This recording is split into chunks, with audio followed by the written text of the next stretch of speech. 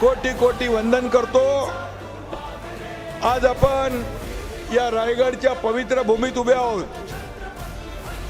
हा रायगड म्हणजे नुसता दगडधोंड्यांचा किल्ला नाही, हा आपल्या स्वाभिमानाचा कणा आहे।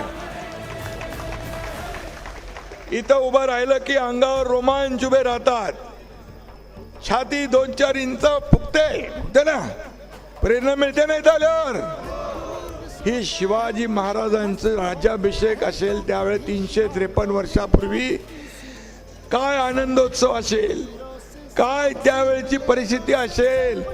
आणि शिवाजी महाराजांचा राज्याभिषेक डोळ्यांना दिपवणारा, आणि म्हणून आपण हा राज्याभिषेक तिथीप्रमाणे साजरा करतो। मराठी अस्मितेचा हुंकार दाई दिशांना दुमदुमलाय।